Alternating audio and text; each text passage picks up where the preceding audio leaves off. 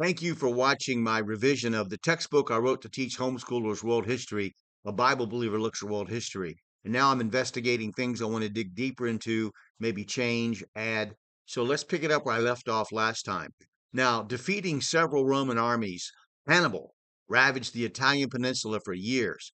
The Romans suffered a disastrous defeat at Cannae, but time, lack of resources and supplies, and lack of help from Spain due to Rome keeping any reinforcements pinned down by fighting eventually wore him down.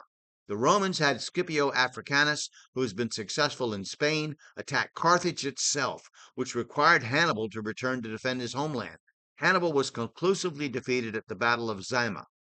Hannibal eventually fled to Antioch, Syria, and committed suicide rather than be captured. Rome now ruled the wealthy mines of Spain, and the western Mediterranean Sea was hers.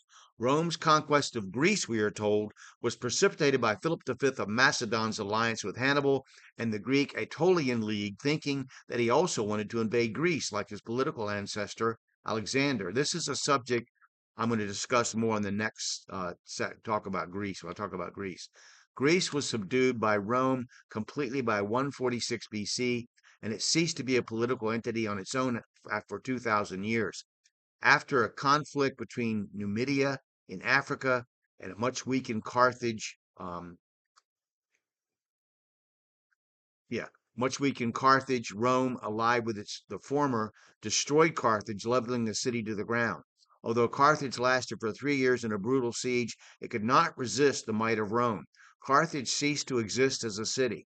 The Roman battle cry of Delenda est Carthago, or Carthage must be destroyed, was finally fulfilled.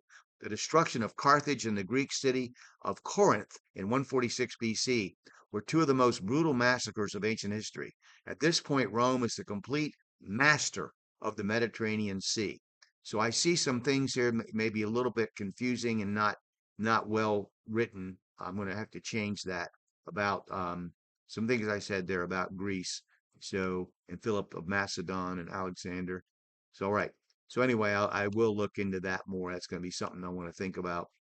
Now, next, I want to talk about notable early Romans and a little bit of a timeline. So that'll be in the upcoming sessions. So thank you for watching this. If you do watch it, click like. If you have comments to make or disagree with me about something, go ahead and put those in the comments too. I'd like to learn from you. Thank you.